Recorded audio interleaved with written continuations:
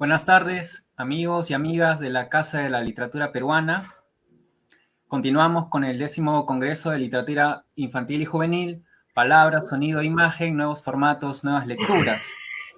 Este evento surge con la intención de reflexionar entre especialistas, docentes y mediadores, un contexto en el que las imágenes, los medios, las tecnologías de la información y la comunicación en la sociedad contemporánea han transformado las relaciones y los modos de ser y estar en el mundo, de manera que la omnipresencia de estos elementos en la vida de niños y adolescentes ha dado lugar a la aparición de nuevas formas de leer y escribir, así como de nuevos formatos en la literatura infantil y juvenil.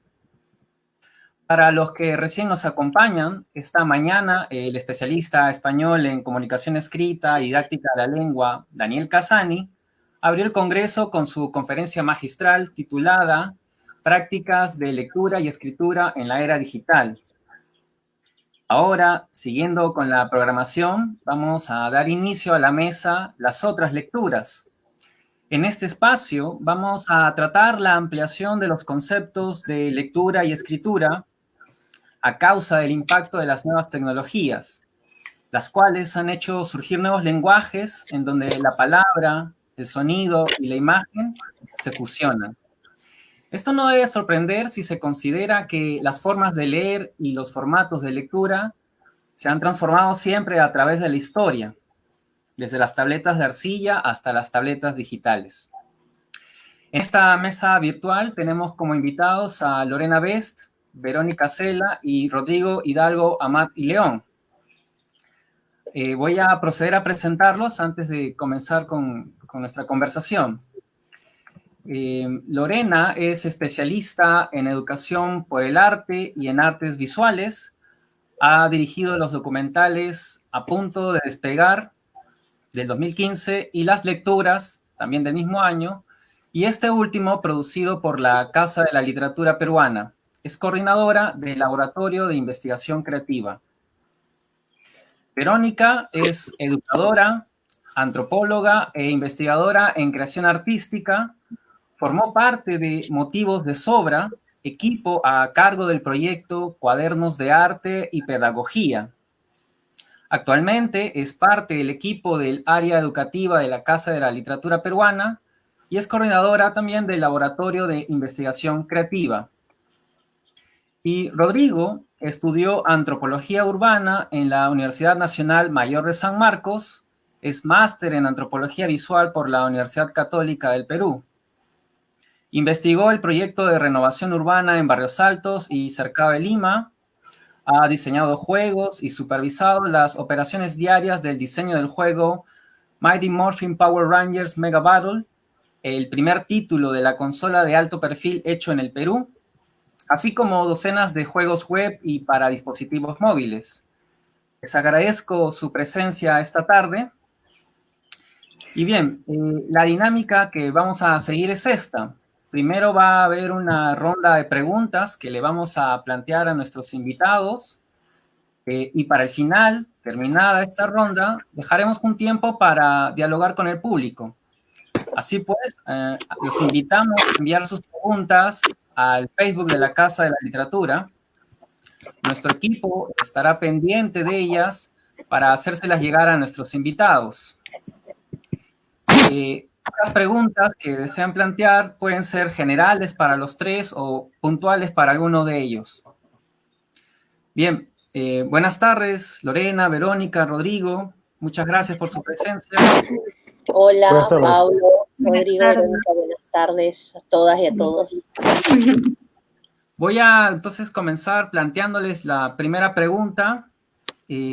Comenzaríamos con Lorena, seguiría Verónica, de ahí Rodrigo, y repetiremos ese orden para las dos siguientes. La primera pregunta es, ¿qué significa entender el cine, la televisión, el video y la imagen en clave de lectura? Entonces empiezo yo, ¿no? Sí, por favor, Lorena. Ok. Buenas tardes, muchas gracias a todas y a todos los que nos están escuchando. Bueno, muchas gracias por la invitación al 10º Congreso de Literatura Infantil y Juvenil de la Casa de la Literatura Peruana.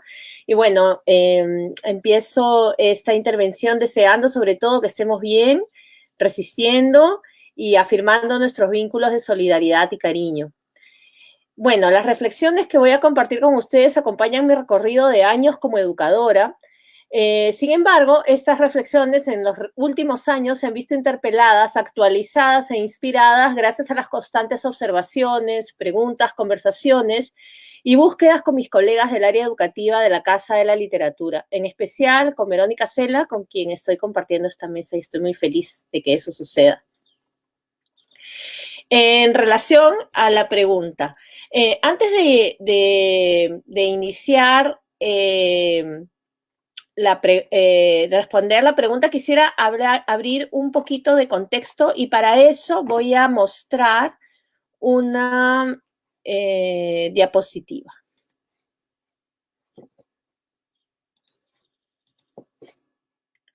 Un poquito de paciencia porque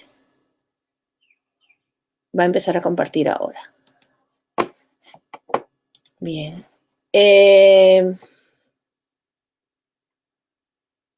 Ya se está compartiendo todavía, ¿no? Ahora sí. Bien. Cine en la escuela. Y quisiera que leamos juntos este texto de acá. El cine, como parte de la escuela, presupone encontrar medios para que una película, un plano, toque la sensibilidad de los estudiantes. Tal vez el primer pacto de este encuentro sea el tiempo compartido. César Migliorín, que es un educador, profesor y cineasta brasileño que hace años viene investigando el cine en la escuela en su publicación Inevitablemente Cine. Regreso. Se han dado cuenta de que cuando usé mostré la frase en el PPT, usé un recurso visual y he resaltado las palabras medios y tiempo en amarillo, ya que medios y tiempo serán dos palabras que traen claves para pensar el cine en la escuela en clave de lectura. Antes de indagar en esta pregunta, quisiera presentar un breve contexto sobre el lugar que tiene el cine en la escuela. Desde hace algunos años, el audiovisual se menciona y está incorporado en los currículos escolares. A raíz de esta inclusión, se han promovido debates sobre la alfabetización visual, la educación en imágenes o la lectura de imágenes en la escuela. Vivimos en una cultura que se manifiesta intensamente a través del audiovisual. En concordancia con esta realidad, se piensa el audiovisual como un código y una herramienta que debe ingresar a la escuela y no posponerse más. En este sentido, se han equipado aulas con computadoras y proyectores y se han generado materiales audiovisuales para la escuela, como los videos de la Biblioteca de las Culturas del Ministerio de Cultura, por ejemplo. En paralelo, desde hace décadas, distintos proyectos de ONGs, colectivos, asociaciones, grupos culturales desarrollan actividades de cine en las escuelas, barrios y espacios comunitarios. Este tipo de experiencias con sus particularidades suceden en todo el país. Definitivamente, en mayor o menor medida, el audiovisual tiene una intensa vida dentro de la escuela. Sin embargo, el cine, si bien se elabora usando el lenguaje audiovisual, se diferencia de este porque el cine, parafraseando al cineasta y poeta italiano Pierpaolo Pasolini, el cine es una realidad que opera en la realidad. Es decir, el cine es una forma de pensar el mundo y de recrearlo a través del lenguaje audiovisual. Las creaciones cinematográficas están abiertas, son creaciones que se pueden significar e interpretar de muchas maneras. Así, se trata de una forma de lenguaje que indaga en la vasta experiencia humana de una forma compleja, sensible, abierta y polisémica. Entonces, me pregunto si es que realmente este lenguaje, esta creación compleja del cine está realmente en la escuela. El ingreso del cine en la escuela requiere de un sustento simbólico, histórico y cultural que el cine en el Perú no tiene. A diferencia de la literatura, que es considerado un eje fundamental en la educación para construir subjetividades reflexivas, críticas, creativas, sensibles y complejas, el cine no tiene ese lugar simbólicamente en nuestra cultura. Por lo tanto, tampoco tiene un lugar claro dentro de la escuela. Para esto quisiera traer una cita del cineasta y educador francés Alain Bergala, que habla de cómo se da esta inclusión del cine. De nuevo voy a compartir pantalla.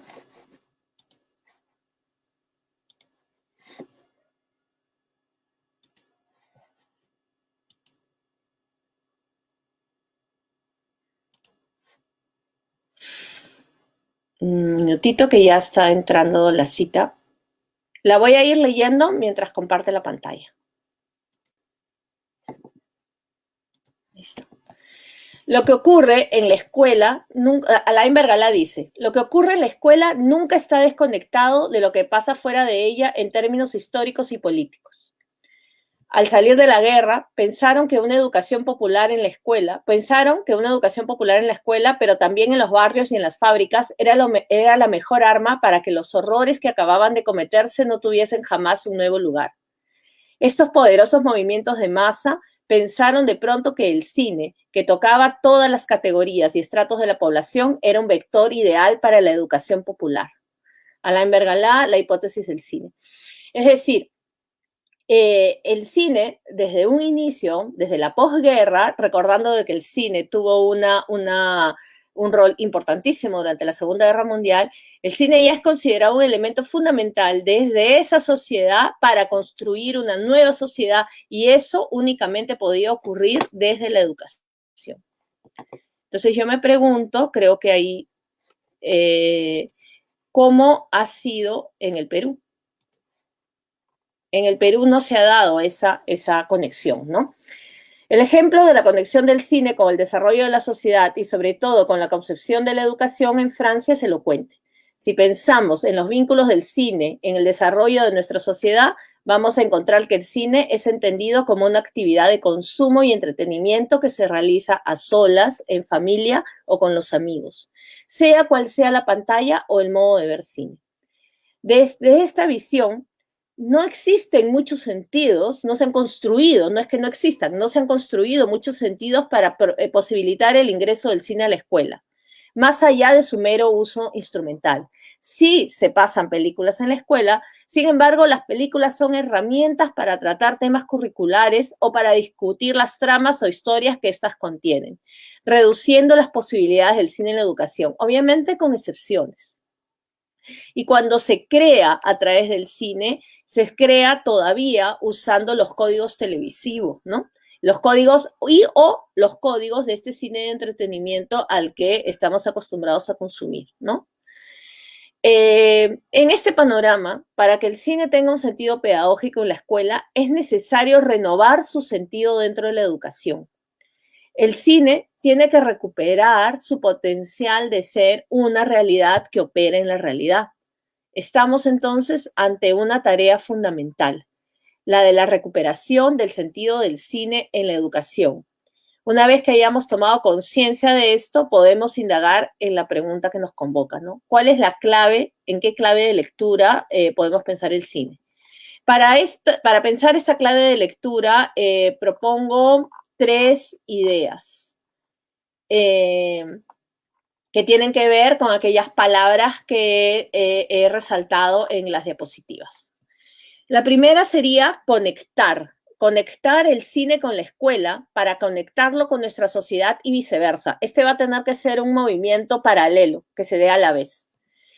Esto se refiere a encontrarle un nuevo sentido al cine en nuestra vida social, y para eso hay que empezar a ver el cine más allá del consumo y el entretenimiento. Sin embargo, esta no es una tarea sencilla. Hemos visto que simbólicamente el cine tiene un lugar muy débil en nuestro país, a diferencia de la literatura. Históricamente, no se han mantenido ni renovado espacios para indagar en el cine como cineclubs, filmotecas, videotecas. Existen festivales muy interesantes, pero están restringidos a un público muy pequeño, ¿no? Y algunos de ellos van a las escuelas, pero en realidad son muy pocos. La consecuencia de esta ausencia en la sociedad es su ausencia naturalmente en la escuela. Entonces el desafío es mayor. Hay que empezar a crear rutas, proponer itinerarios, generar espacios permanentes y de fácil acceso para devolverle al cine un sentido más profundo en nuestra sociedad y, por lo tanto, que su ingreso a la escuela sea realmente significativo y pedagógico. Es decir, hay una gran tarea por realizarse, la de pensar el cine en la escuela en nuestra realidad. El segundo punto para pensar la lectura, entonces primero tenemos que conectar. El segundo, conectar, conocer e identificar. Y crear nuestros itinerarios también, ¿no? El segundo tiene que ver con la idea de medios que mencionó César en su primera, en la primera frase que cité. Y en ese sentido traigo el concepto de mediación. La idea de mediación. Parte de recordemos el acto cotidiano que sucede luego de ver una película que te haya interesado. Es el acto de conversar, ¿no? Hay una voluntad, hay una necesidad de intercambiar sentimientos y pareceres, volver a narrar las escenas, compartir aquello que nos gustó cuando vemos una película, y eso es un acto social, necesitamos hacerlo con alguien. Y es recuperar ese acto y a partir de este acto proponer una mediación pedagógica ya en la escuela. La mediación es un concepto central, pues implica prepararnos para generar repertorios de películas y aprender a compartir y acompañar el ver, leer estas películas. Entendemos la mediación como la posibilidad de identificar en una película aquello que llamamos como qué mirar. Esta idea del qué mirar la hemos creado junto con Verónica. Es decir, qué hace particular una película desde el propio lenguaje del cine y a partir de ella proponer rutas para construir nuevos sentidos. Ahorita parece todo muy abstracto, creo que es más fácil cuando se aterriza con un ejemplo, ¿no? Este proceso de mediación se elabora primero a través, o sea, el primer nivel son los afectos y las emociones, aquello por lo que nos gusta o no una película y cómo elaboramos ese pensamiento. Luego se va particularizando hacia aquello que llama nuestra atención y se complejiza al poner énfasis en aquello que es único en cada película, que es eso que decimos, que denominamos como qué mirar. Recordemos que encontrar particularidades en las películas tiene que ver más con nuestra experiencia viendo cine que con nuestros conocimientos técnicos específicos sobre el lenguaje.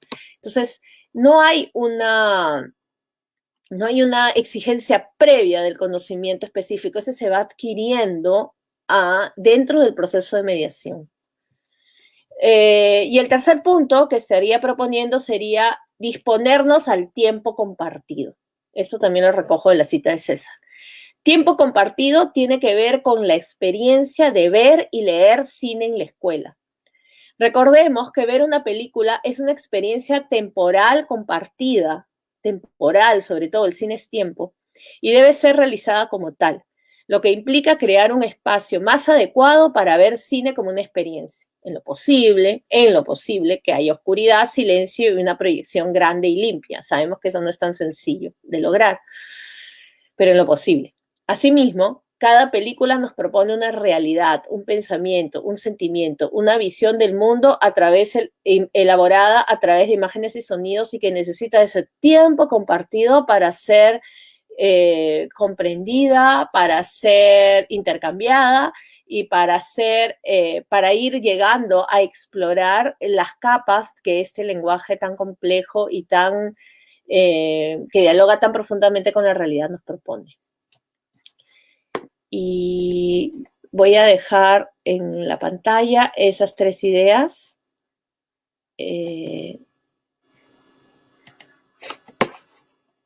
Estas tres ideas que acabo de mencionar, un poco para que queden allí, ¿no? Y son conectar el cine con la escuela para conectarlo con nuestra sociedad y viceversa, encontrar los medios para que una película toque la sensibilidad, es la idea de mediación, y disponernos al tiempo compartido, que es la experiencia de ver y leer cine en la escuela. Y eso sería mi respuesta a la primera pregunta. Ya terminé. Sí,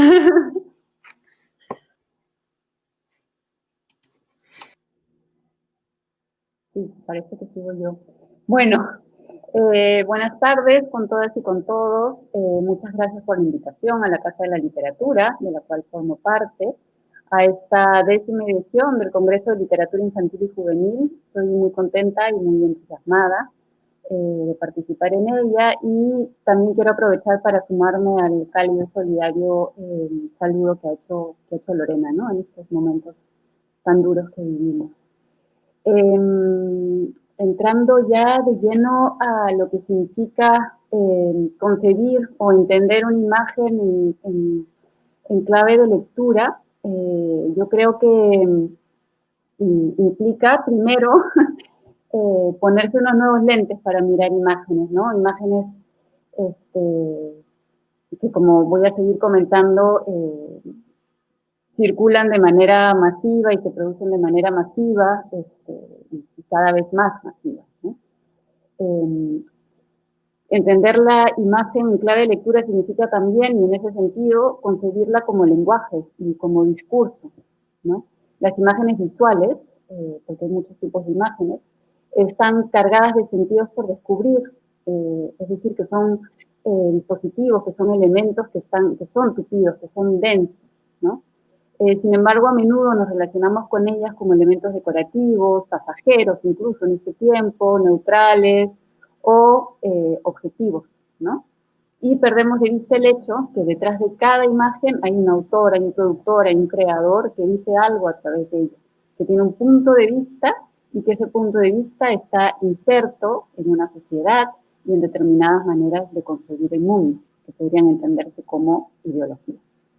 Además, uno, como lector de imágenes o como espectador de ellas, se enfrenta también a las imágenes desde sus propias ideologías, desde sus propias maneras de concebir el mundo, desde sus propios conocimientos sobre el mundo, ¿no? Entonces, una primera idea para cambiarnos los lentes es reconocer o ver a la imagen como algo que no es ni neutral ni inocente, ¿no?, que no aparece por arte de magia, y que la imagen es una construcción cultural y por ende es susceptible a ser leída, analizada, porque es dinámica como la cultura también, ¿no?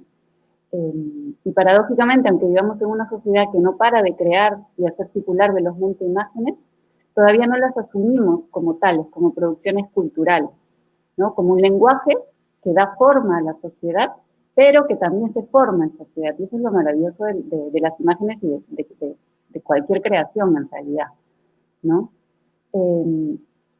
Y bueno, el lenguaje visual, de hecho, tiene sus propias maneras de comunicar significados, ¿no? Hay claves dentro de una imagen que nos permiten leerla, y que no son exactamente los mismos que usamos cuando leemos un texto, pero sí tienen particularidades propias y sumamente interesantes y desafiantes. Y bueno, para empezar a diferenciar una imagen de un texto, al momento si hablamos de leer una imagen, es que una imagen visual fija, ¿no?, que podría ser una fotografía, una pintura, se ofrece toda en un marco, en un solo encuadre que representa o captura un momento, una escena, un color, diversidad, eternidad de imágenes que pueden haber, pero están enmarcadas, ¿no? Además, al estar, por ello mismo, al estar frente a una imagen que se ofrece toda, digamos, distintas cosas nos pueden empezar a jalar el ojo, ¿no? Entonces, la imagen, lo rico de ella es que nos seduce y nos atrae a explorarla por distintas rutas, ¿no? Eso la vuelve muy, muy dinámica, muy polisémica, muy interesante, ¿no? Hay cosas que buscar, así como decía Lore, cosas que mirar en el cine, hay cosas también que buscar en una imagen, con las características, algunas de las que he compartido ahorita, ¿no? Si bien se dice, ¿no?, que una imagen dice más que 1000 palabras, también se pueden decir 1000 palabras sobre una imagen. Hay muchas cosas que decir sobre las imágenes.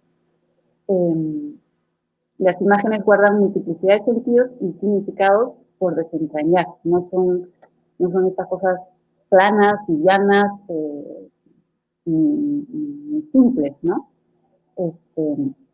Las imágenes tienen elementos explícitos que podemos ver, ¿no? Ideas sugeridas que podemos descifrar por medio de la descripción y del análisis. Entonces, hay cosas que podemos ver e ideas sugeridas, ¿no? Que podemos ir descifrando. Y podemos decir que las imágenes denotan, es decir, representan cosas concretas, inmediatamente visibles, ¿no? Yo veo una foto y veo no sé, a una mujer caminando por una plaza, ya, eso es lo inmediatamente visible.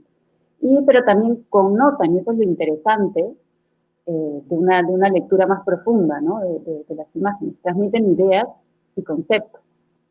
Identificar esos aspectos concretos o inmediatamente visibles de una imagen muchas veces sirve para reconocer esas ideas y esos conceptos que transmiten, ¿no? Por eso la descripción al momento de leer una imagen es tan importante, ya que sienta las bases para interpretarla, para reconocer esa construcción de sentidos y para poder acercarnos a la imagen desde la lectura crítica. Y acá sí quisiera especificar que por lectura crítica no entiendo la lectura crítica como un juicio de valor, sino más bien aquella lectura o aquella interpretación que uno puede hacer a través de la problematización o el cuestionamiento de lo que vemos, de lo que leemos, de lo que vivimos, ¿no? A través del análisis y la reflexión.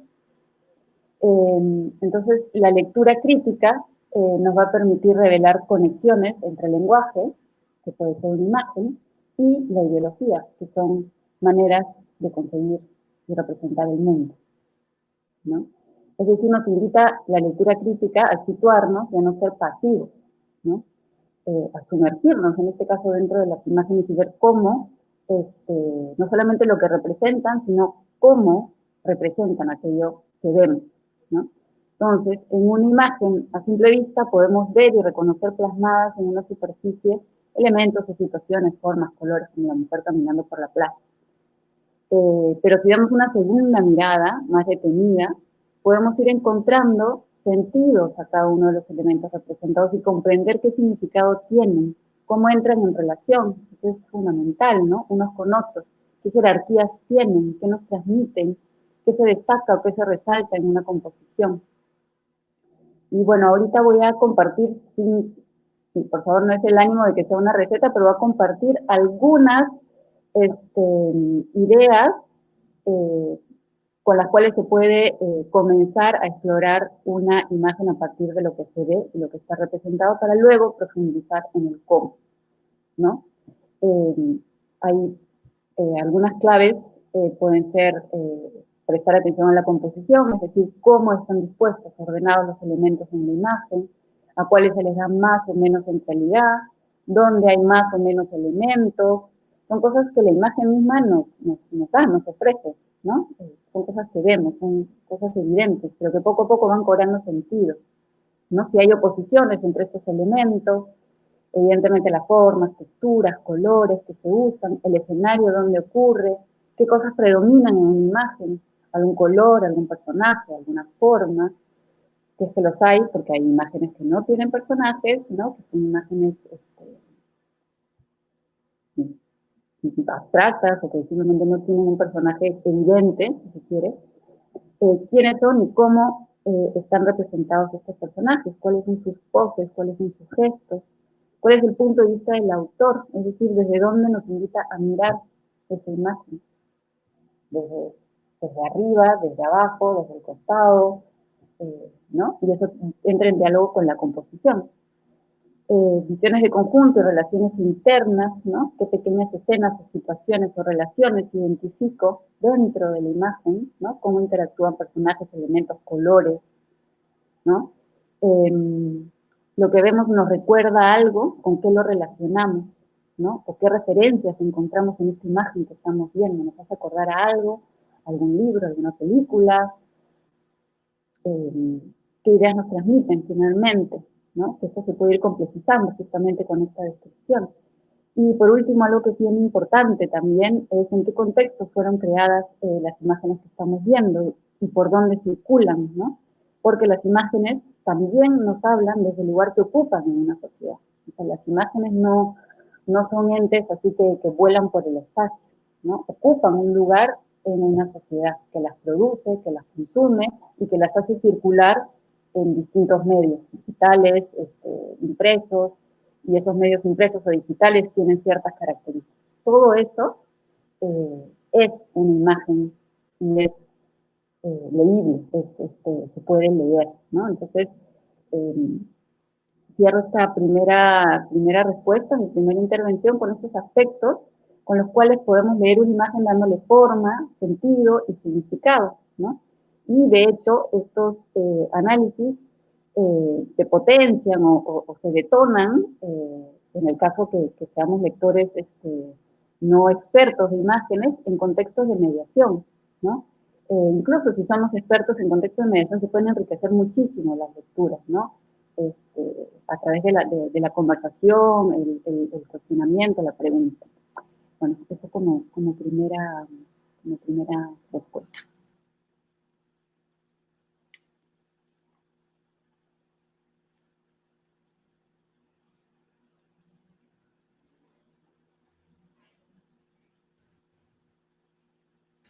Bien, gracias Verónica.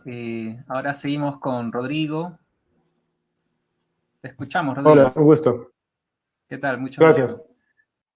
¿Qué tal?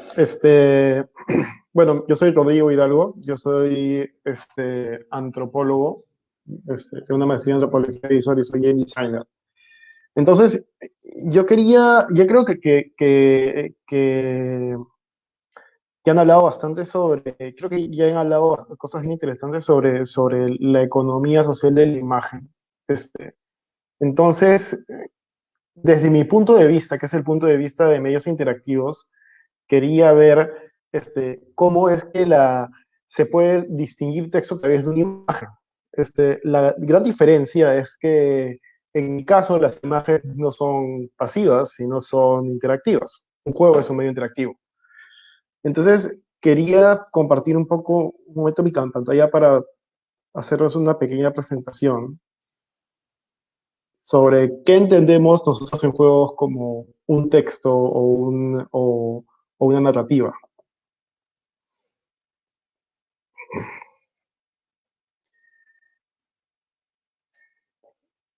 Ok, entonces quiero hablar de los juegos y las historias. No cargar las imágenes, lo siento, quizás es por el internet. Pero muchas veces, si nosotros preguntamos qué es un juego, vamos a tener miles de definiciones distintas, ¿no? Podemos obtener una definición de un matemático, como podemos obtener una definición distinta de un antropólogo, como podemos encontrar otra de un game designer. Entonces, a mí me parece que una manera más fácil o más constructiva de poder enmarcar esto es preguntarnos qué hace un juego en lugar de qué es un juego. Y un juego lo que hace es que incrusta un sistema donde las decisiones tienen consecuencia. Y recordemos esas palabras: información, decisiones y consecuencia. El juego es interactivo y un jugador tiene agencia sobre él. Entonces las decisiones que va a tomar van a tener consecuencias reales sobre lo que está sucediendo en el juego. Entonces, en el juego no solo hablamos de dos tipos de narrativas. Tenemos la narrativa incrustada, que es la narrativa que nosotros recibimos de la misma manera que puedes recibir en el cine o en la literatura, y tenemos también una narrativa emergente. ¿Qué es la narrativa emergente? Bueno, son las historias que vienen a partir de los usuarios. Son las experiencias que tiene un jugador que surgen a partir de las mismas interacciones que el jugador tiene con el juego. Por ejemplo, en un juego de carreras, ganar una carrera por un pelito cuando estás en el último segundo es una narrativa emergente. No era intención del desarrollador que esto sea parte de la historia, pero es parte de tu propia historia. Esa es la habilidad que tiene el juego, de darte la agencia para poder crear historias por tu cuenta. La narrativa emergente surge a partir de la interacción.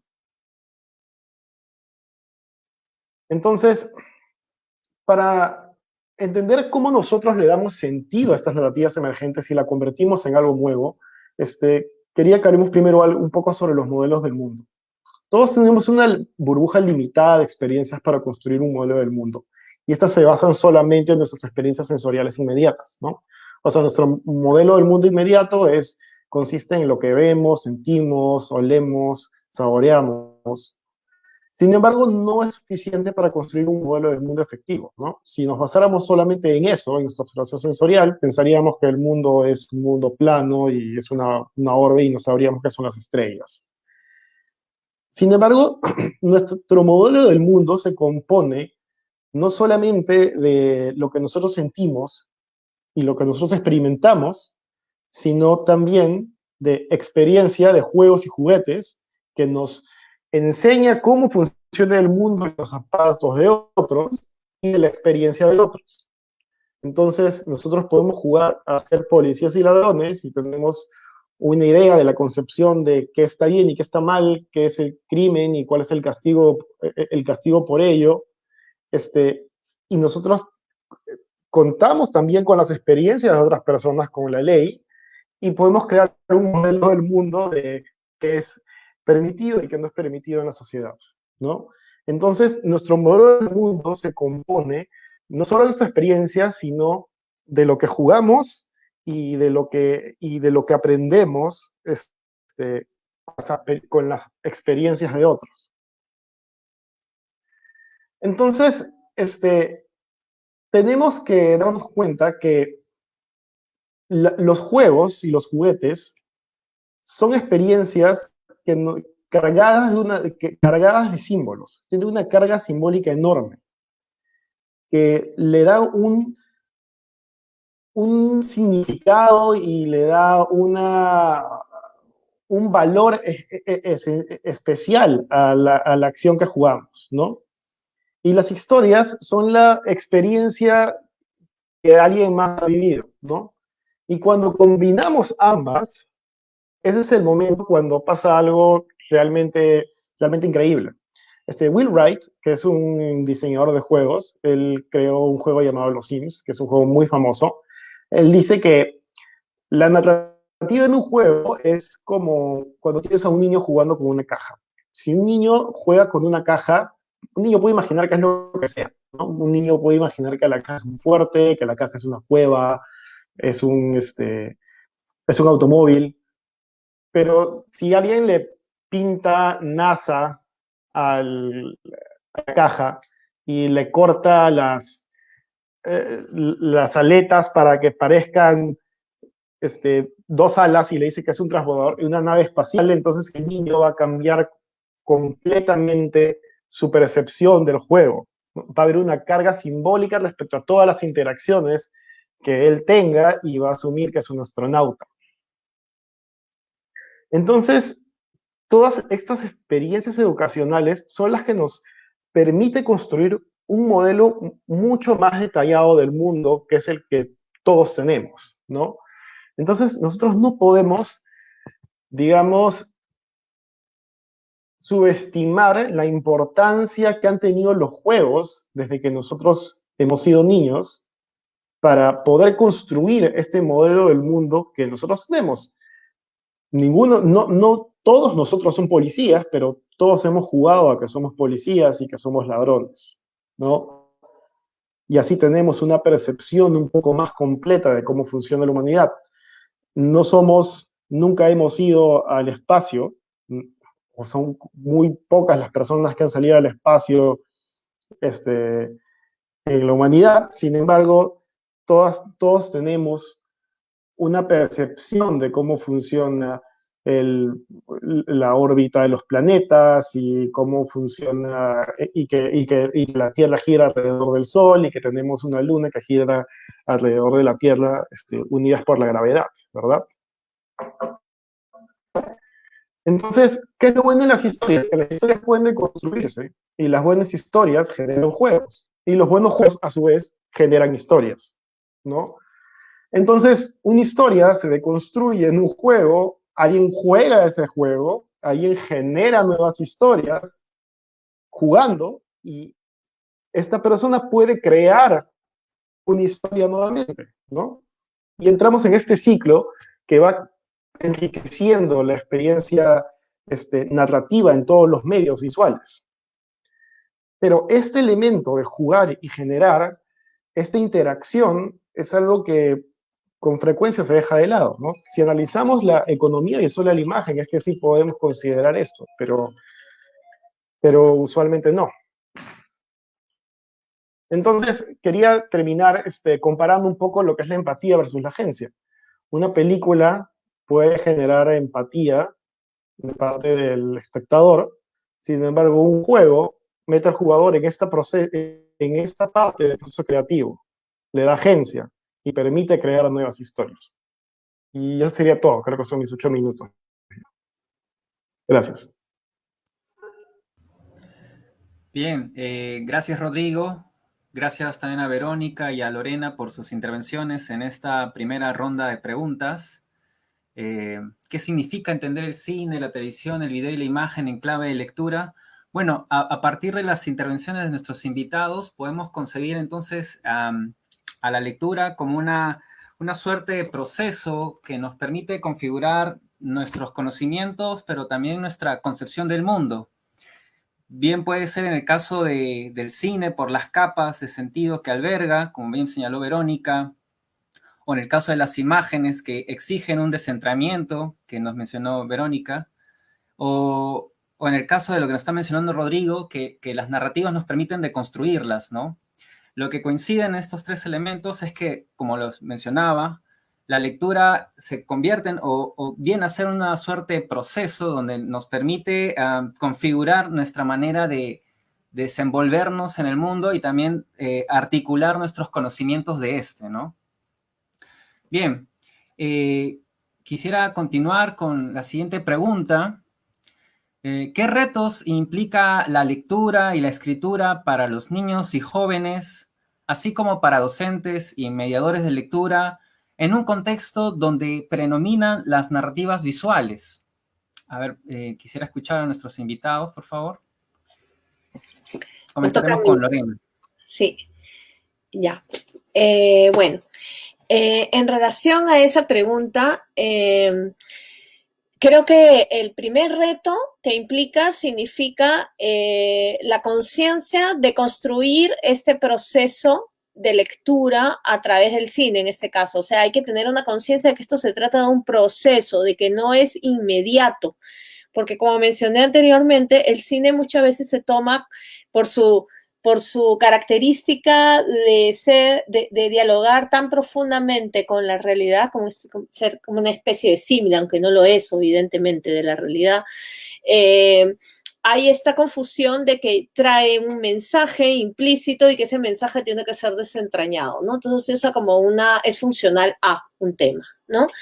Esa es una visión que no solamente está colocada en la escuela cuando se trabaja con el cine, sino también está generalizada dentro de nuestra sociedad, ¿no? Entonces, creo que el primer reto, o sea, el reto más profundo tiene que ver con ingresar en este proceso en el que se van ingresando estas capas de sentido que propone el cine y que esto es un trabajo paralelo entre cómo estas películas van ingresando en nuestro repertorio y van configurando nuevos sentidos y van ampliando nuestros conocimientos y van ampliando nuestra visión del mundo, y a la vez cómo en medio de ese proceso surgen preguntas y que nos invitan a ingresar a especificidades ya propias del lenguaje, porque también se trata de lenguajes que tienen especificidades, ¿no? Lo otro es recordar que se trata de producciones culturales, como dijo Verónica. Esto es decir, cada una de estas producciones culturales a las que nos estamos enfrentando, con las que estamos dialogando, representan formas de pensar, momentos históricos, concepciones del mundo, formas de representación. Eso hay que tenerlo muy claro, porque eso es algo que nos ayuda no a juzgar ni a valorar, sino a entender con mayor profundidad. Otro punto que creo que es importante mencionar es distinguir. Hay que hacer un ejercicio, y este es un ejercicio social, no solamente escolar, y para eso se necesitan elaborar herramientas para distinguir aquello que es y no es cine. Si hiciera un paralelo con el libro, podríamos decir de que literatura, es como si dijéramos que literatura es todo aquello que es publicado en formato libro. Y sabemos que no es así. Con el cine sucede algo similar, solo que a mayor escala. La idea de que esté en pantalla y que sea proyectado en una sala, o que esté en pantalla o que tenga el formato, ¿no? Película, la palabra película, ya inmediatamente hay una operación de sentido inmediato que hace que eso se convierta en cine, cuando muchas veces no lo es. Como mencioné anteriormente, el cine implica el cine implica la construcción de un pensamiento. Son imágenes y sonidos puestos en relación, en movimiento, creando narrativas lineales, continuas o no, podrían no serlo también, pero que generan, que tienen una serie de significados abiertos, ¿no? Que contienen diferentes capas de sentido, ¿no? Que significan unas visiones del mundo. Entonces, hay que empezar a hacer ejercicios, y esos ejercicios de distinción únicamente se logran viendo cine, no hay otra forma. No es simple hacerlo, en nuestra realidad me voy a referir al cine, voy a pensar un poquito en el cine hecho en el Perú, que no es un gran referente, nuestro propio cine no es un referente dentro de nuestra propia cultura, pero pensar cómo dentro de ese corpus podríamos utilizarlo para empezar a indagar en esa construcción de sentido, ¿no? Ya que es un corpus cinematográfico que dialoga con nuestra realidad. Todo el cine dialoga con nuestra realidad porque también se inventan realidades ficcionadas, pero en específicamente. En relación a los retos, yo creo que el primer reto es darse el tiempo. Darse el tiempo para ver una película, darse el tiempo para que el cine ingrese en la escuela. Para esto habría que construir los sentidos previos para que pueda ingresar. Entonces, el primero tiene que ver con darse el tiempo para ver y compartir. El segundo reto tiene que ver con estar dispuestos a transitar juntos por la complejidad del lenguaje del cine, más allá de los códigos fáciles que se acostumbran a utilizar para el audiovisual de consumo e entretenimiento. Es decir, ya no es únicamente mirar una película, es empezar, este es un ejercicio paulatino, no es algo que se da de la noche a la mañana, es empezar a quitarse la expectativa de aquello a lo que estamos acostumbrados a ver.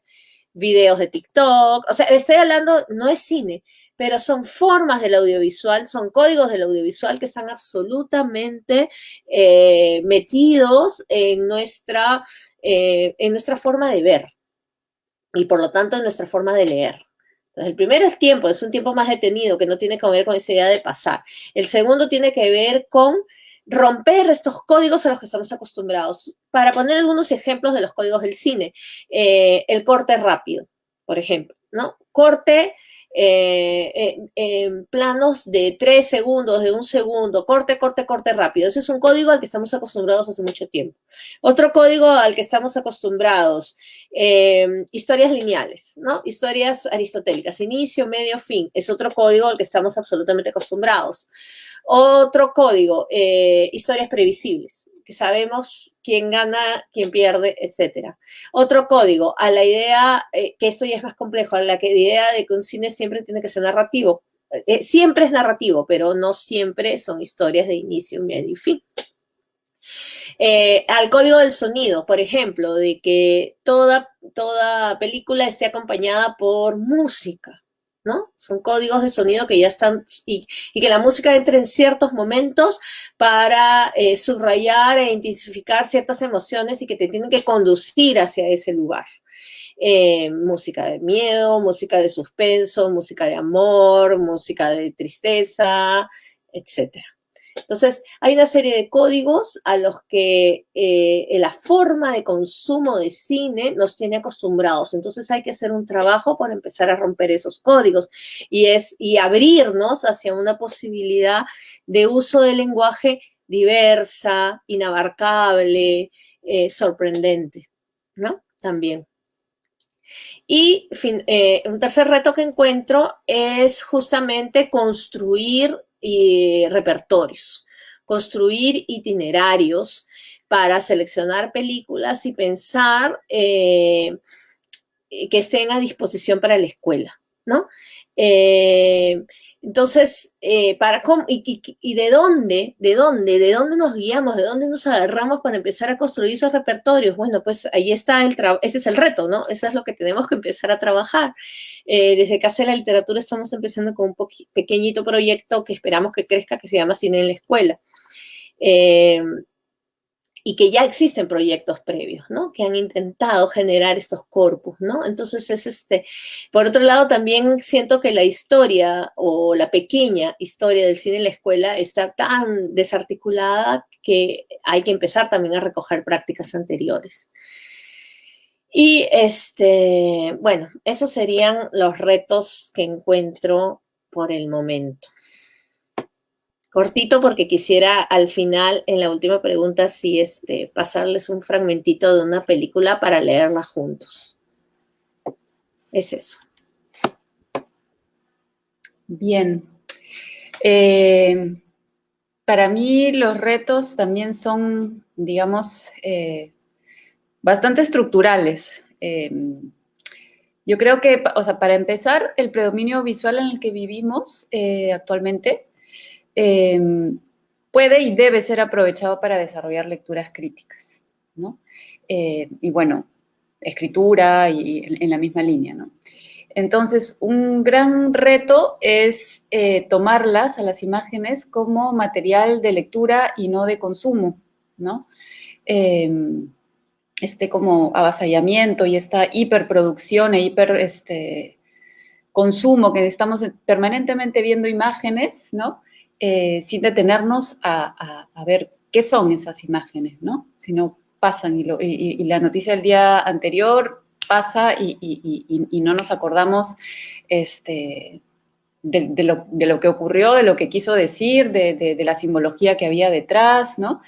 Entonces, tomarlas como materiales de lectura, que ya he desarrollado en mi respuesta anterior, ¿no? Porque de hecho lo sabemos, ¿no? El gobierno de las imágenes no es nuevo en la historia universal, ¿no? Pero la velocidad, de hecho, en la que hoy en día se producen y circulan es muchísimo mayor, ¿no? Entonces, por eso mismo, porque son parte del universo social, es que no debemos desatender su abordaje en el ámbito educativo, ¿no? Si nos circunscribimos a la escuela o a los ámbitos pedagógicos, ¿no? Debemos transformar la idea que su uso, que solo los textos pueden ser leídos, ¿no? Con eso no estoy proponiendo suplantar la lectura textual, evidentemente no, pero sí ampliar en ese sentido nuestras nociones de lectura. ¿Qué cosa puede ser leído y qué cosa implica leer? ¿No? Que es lo que estamos tratando de puntualizar cada uno desde un ámbito en esta mesa, ¿no? Porque en definitiva la lectura de imágenes supone un análisis, ¿no? Con claves de lectura distintas a las de lectura de textos, pero con un análisis que permite al lector involucrarse y desentrañar sentidos y ubicarse finalmente en el mundo, ¿no? Entonces, para el ámbito educativo al menos, yo creo que debemos dar un giro y dejar de situar las imágenes, como dije antes, en un lugar decorativo, anexo, funcional, ¿no? Y asumir las imágenes como que no son cosas dadas, ¿no? Que no surgen de la nada, sino que surgen de ideas, de creencias del mundo, que esas creencias y las imágenes que producen esas creencias comprometen el modo en que socializamos, el modo en el que educamos, el modo en que interactuamos, ¿no? Entonces, un reto va a ser sumergirse más activamente en las imágenes que vemos, que producimos, con las que nos educamos, ¿no? ¿Y para qué? Para poder cuestionar sentidos comunes, ¿no? Desarrollar un ojo analítico, reflexivo y no funcional o moralizante, ¿no? Muchas veces usamos la literatura, las imágenes, porque nos van a servir para hablar de, no sé, la amistad, o nos van a servir para, ¿no? O para decir esto es bueno o esto es malo, ¿no? Por eso digo que es un giro bien estructural y bien profundo, porque es cambiar el modo en el que nos estamos relacionando con estas producciones culturales. ¿no? Y con estas creaciones y finalmente con el arte. Entonces, y hablo de sentidos comunes porque cuando tomamos sin más como normal o como natural lo que podemos ver en avisos publicitarios o en imágenes oficiales, las tomamos como, sí, eso es normal que, no sé, que solamente haya mujeres en publicidades de cerveza. Si lo tomamos como algo normal, perdemos la capacidad de cuestionar y analizar el contexto que las produce y de transformarlo, ¿no? Entonces, por eso es que es tan importante posicionarse frente a una imagen. Entonces, si nos damos el tiempo, Lorena también ha hablado de tiempo, si nos damos el tiempo de analizar y cuestionarlas, no vamos a caer ciegos a las ideas, conceptos que transmiten e incluso podremos optar por otras, ¿no? Y transformar realidades con las que no estamos de acuerdo, que si no leemos, no nos vamos a dar cuenta que no estamos de acuerdo con ellas, o no nos vamos a dar tan claramente cuenta. Y bueno, otro reto que me parece muy importante en la escuela, sobre todo, que es el espacio formativo, además del familiar, digamos, por excelencia, es la necesidad de ampliar y de diversificar nuestros referentes visuales, ¿no? Si yo me educo solamente con imágenes de Disney, la realidad de otras personas y de otras culturas no va a ser, más bien no solo me va a ser muy probablemente ajena o exótica, sino que me va a costar mucho más considerarla como existente, esa realidad, ¿no? Me va a ser más difícil considerar a esas culturas o a esas personas, que incluso puede ser mi vecino, en igualdad, ¿no? Y reaccionar frente a injusticias que les puedan afectar. Entonces, sí, es bien profunda esta transformación, ¿no? No es no es un maquillaje temporal por el que yo estaría como abogando, sino una transformación muy profunda, ¿no? Entonces, lo que quiero decir es que nuestro sitio en el mundo se enriquece cuando incorporamos el enfoque intercultural, ¿no?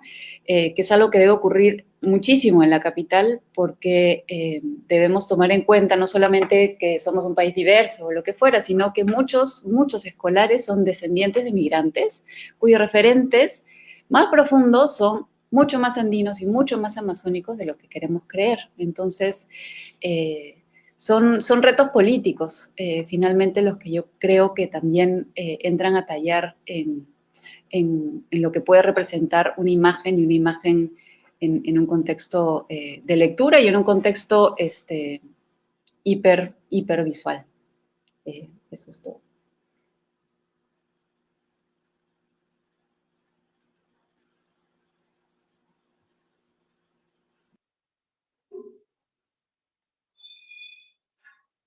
Listo. Construyendo sobre lo que dijo Verónica, también estoy de acuerdo con que uno de los principales retos en la nueva cultura visual totalmente hipermediatizada como la que tenemos ahora es, digamos, entrar en este proceso de abrir la caja negra, como los términos de Bruno Latour, y saber encontrar cuál es cómo es que esta imagen se socializa y también cómo se han socializado las personas que han construido esta imagen. Durante, en mi maestría, mi tesis de maestría fue sobre el desarrollo de videojuegos peruano, ¿no? Entonces, una de las principales conclusiones que encontré sobre cuál es la principal característica de un juego peruano era que, bueno, la característica de un juego peruano es que no es muy diferente a un videojuego, hasta ahora no es muy diferente a un videojuego estadounidense o europeo, ¿no? Y el principal motivo es porque los referentes culturales de quienes producen estos medios están son profundamente autorreferentes, ¿no? Es decir, alguien que hace un videojuego, acá en Perú, su principal referente son videojuegos de otro lado, ¿no? Y quieren insertarse en este mercado y en esta comunidad global, ¿no? los medios que se producen acá en Perú no viven no viven solamente en Perú, no viven en el vacío. O sea, los productores de medios son parte de comunidades globales de creadores de medios, ¿no? Un diseñador de videojuegos es parte de una comunidad global de diseñadores de videojuegos. Un desarrollador de aplicaciones es parte de una comunidad global de desarrolladores de aplicaciones y se basan en criterios estéticos que son valorados o que tienen sentido en los principales focos productores de estos medios, ¿no? Este es repensar esto es un reto muy fuerte, ya que supone que los mismos creadores de medios, ellos también sean críticos y repiensen su propia práctica, ¿no? Entonces, en el mundo sobre todo y ahora que los medios digitales son tan ubicuos en lo que es el mundo de desarrollo de aplicaciones, de desarrollo de medios digitales, de desarrollo de productos digitales, vivimos en una cultura que está profundamente, digamos, dependiente de clústeres tecnológicos extranjeros. Entonces se valen de de estos criterios estéticos, ¿no? Lo ideal sería, o el principal reto sería que estos creadores puedan coger, abrir la caja negra, abrir los procesos de creación que ellos tienen para crear sus medios y coger qué elementos son los que son, digamos, útiles y qué elementos son discutibles y cómo pueden transformarlo para que estos productos tengan sentido dentro del entorno donde ellos se socializan cotidianamente, ¿no? Y es algo que cada vez vemos más y más, ¿no? Ya existe una mayor conciencia de esto, ya no se importan tantos procesos de desarrollo de diseño como decían antes. Ese por el lado de los creadores, y por el lado de los maestros y de los consumidores, yo creo que ahora los niños y los jóvenes y cualquier persona, yo creo que el acercamiento que tiene al texto y a la narrativa es mucho más sofisticado al que nosotros podemos darle crédito, ¿no? Ya que ahora no se basa en un solo medio, sino se basa en múltiples medios, ¿no? Ahora no está en un libro, sino el libro tiene parte de su narrativa que se desarrolla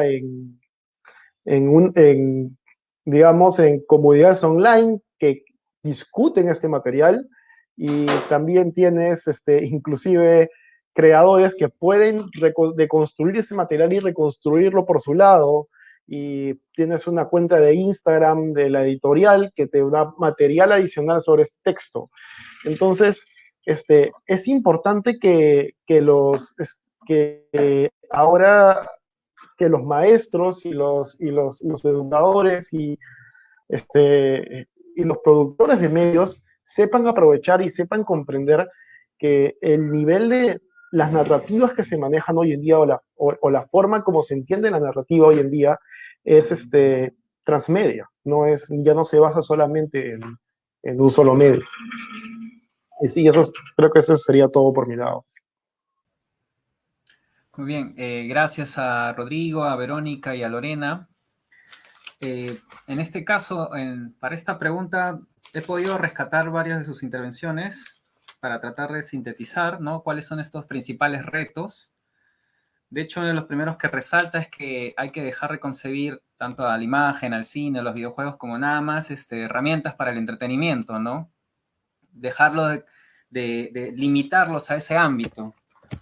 Por otro lado, también está el hecho de que no solo hay que verlos como simple espectáculo o adorno, ¿no?, sino también como una oportunidad de aprendizaje. Ese es un reto muy grande actualmente. Otro de los grandes retos es darse justamente el tiempo, ¿no? y junto con el tiempo también la disposición para enfrentar la complejidad de estos medios, ¿no? Usualmente o muchas veces se espera que no signifiquen algún obstáculo ni una tarea, ¿no? Precisamente se emparenta con el hecho de que se les concibe como herramientas para entretenimiento, ¿no? Entonces, uno de los principales retos es ampliar esas miradas. Sin duda eso implica justamente cambiar las maneras en cómo nos relacionamos con estos productos culturales. Hay que ampliar y diversificar nuestras miradas, ¿no? Y nuestros acercamientos. Y sin duda hay que también construir y recoger experiencias que hagan posible justamente estas nuevas miradas y estos nuevos acercamientos. Vamos a continuar con la última pregunta. De hecho, ya hay varias preguntas del público. Vamos a dejarlas para el final, como habíamos indicado. Vamos con la última pregunta que dice lo siguiente, ¿no? Si hablamos en términos de alfabetización en estos formatos, ¿qué abordajes se necesitaría o se sugiere, ¿no? Es la pregunta que le hacemos a nuestros invitados. Bueno, gracias. Yo venía pensando el abordaje desde la idea de alfabetización. Para mí es muy difícil en realidad pensar una alfabetización que no sea desde las ideas de Paulo Freire, que considero que es un pensador, un educador que es fundamental para pensar la educación contemporánea, ¿no? No únicamente multicultural, no únicamente en contexto, sino contemporánea. ¿Cómo tendría que ser la educación hoy en día? Entonces, pienso que la primera cuestión es el situar. Hay que situar. Para esto hay que estudiar el contexto, es decir, ¿cuál es nuestro punto de partida? Situarnos en nuestro punto de partida. En este caso, en el cine, específicamente, además, para pensar alfabetización, pienso en acciones bastante concretas, ¿no? Pensar en cuál es el repertorio común, cuál es el repertorio que comparto pensando en la escuela específicamente, cuál es el repertorio que comparto con mis alumnos, cuál es mi repertorio de cine, ¿no? ¿Cuál es mi punto de partida? Empezar compartiendo a partir del punto de partida, empezar reconociendo ese contexto. Y eso tiene que ver con aquello que estamos acostumbrados a consumir, porque como ya hemos visto, el cine se consume, no se está viendo todavía como un dispositivo de pensamiento. Mínimamente se ve. Entonces yo me preguntaría, partiría de ese repertorio y trabajaría a partir de preguntas, compartiendo ese repertorio común que tengo con mi grupo, ¿no? Entonces me preguntaría primeramente por qué es lo que veo, ¿no? ¿Qué es lo que aparece en esa película y qué es lo que es visible? ¿Y qué es aquello que no aparece? ¿Qué es lo que es invisible? Entonces vamos a encontrar que repetidamente, que de manera repetitiva, hay imágenes y hay formas de representarlas y hay personajes que se repiten todo el tiempo y que son visibilidades. Por ejemplo, vamos a encontrar que aquello que nosotros vemos como realidad en ese cine en el cual estamos inmersos, no existe, no está representado, ¿no? O si está representado de una manera unívoca, ¿no? Hacernos preguntas como, ¿esto dialoga con nuestra realidad? ¿De qué manera dialoga? ¿Nos sentimos identificados? ¿Qué identificaciones encontramos y por qué? ¿Desde dónde las encontramos? ¿No? ¿Cuáles son los aspectos que se repiten constantemente? Y yo me atrevería a ir indagando a partir de preguntas en esta primera etapa hasta pensar en si podrían haber películas diferentes, si podríamos pensar en que se puede representar de otra manera, en que se puede crear un pensamiento en el cine de otra manera. Algunos aspectos, voy a proponer algunos aspectos, ahora voy a compartir en la pantalla, algunos aspectos que propongo como claves, no como una receta, sino como pequeñas claves que nos ayudarían a pensar en función a las imágenes y sonidos que es de lo que se conforma el cine. Entonces voy a compartir.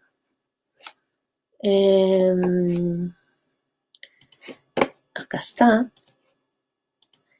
Son pequeños aspectos que estoy considerando. Estos aspectos tienen que ver, son como ayudas, van a llegar como ayudas que nos pueden ayudar en este primer momento de contextualización, ¿no? De llegar a pensar en un repertorio diferente en el que podemos indagar de otra manera. Quisiera saber si todavía no está compartiendo, ¿no? Allá entró. Bien. Pienso en tres aspectos, que son los que configuran el cine, o sea, tres aspectos de este lenguaje, que son la imagen, y para la imagen la tenemos que pensar de diferentes formas. Esta puede ser en movimiento, fija, colores, blanco y negro, animada, no animada. Puede ser una imagen apropiada, por ejemplo, como las de YouTube, de Google, de películas antiguas, etcétera. Y la palabra escrita en la pantalla también tiene valor de imagen, es decir, todo aquello que nosotros vemos en una película tiene valor de imagen, está hecho con un sentido. Únicamente pensemos en los intertítulos del cine mudo, no solamente pensemos en la gráfica, pero pensemos no solamente en aquello que narra, sino el lugar que tiene. Tiene el lugar de hilar, de conducir cierto sentido en este tipo de cine. La imagen, la palabra es imagen en el cine. El sonido es fundamental y estamos muy acostumbrados, infelizmente el cine tiene, en el cine hay como una preponderancia de la imagen y el sonido tiene un lugar como subalterno. Sin embargo, el sonido es fundamental porque el sonido es aquello que no solamente nos es dado, sino es aquello que nosotros vamos elaborando en nuestra memoria al ver una película. El sonido tiene ese rol, ¿no? Y el sonido pueden ser voces, puede ser sonido de ambiente, aquello que suena a nuestro alrededor, puede ser música, no necesariamente se tiene que usar. Los folies y sonidos creados en estudio son eso, reproducciones de sonidos o sonidos inventados que se crean en un estudio y que después hacen parte de la película. Y finalmente el montaje. El montaje es fundamental. Es aquello que yo mencioné en el que estamos acostumbrados a ver planos, por ejemplo, de 3 segundos, ¿no? Eso es montaje. Es decir, porque la duración que se le da a una imagen y a un sonido. Y esa duración carga sentidos, provoca significados y también nos acostumbra a mirar y a pensar, acompaña el pensamiento. Entonces se imaginan ese pensamiento fragmentado, fragmentado que corre de un lado para otro, que necesita estímulos, estímulos constantemente. Entonces pensar en el montaje también nos ayuda a ir como descodificando, ¿no? Estos tres aspectos ya tienen que ver con la codificación, con la decodificación, ¿no? Entonces el montaje genera el ritmo, revela el tiempo, muestra el espacio y construye los sentidos. Entonces, si tengo un tiempito, quisiera... he traído una película que quisiera compartir con ustedes para verla brevemente y hacer un pequeñito ejercicio de lectura que de repente lo pueden ir escribiendo en el chat de Facebook. Se trata de la película Danzante de Tijeras, es una película de Manuel Chambi, peruana, es un cortometraje de 1972, que fue hace unos años redigitalizado y rescatado por la Filmoteca de la Universidad Católica. Entonces, los invito a ver un pedacito. Voy a compartir pantalla.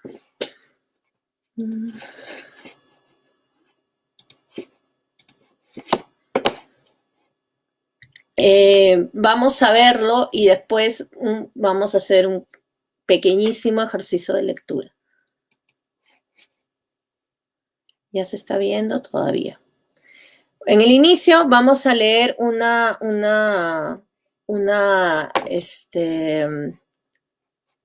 vamos a leer un texto y les pido paciencia porque es una película restaurada.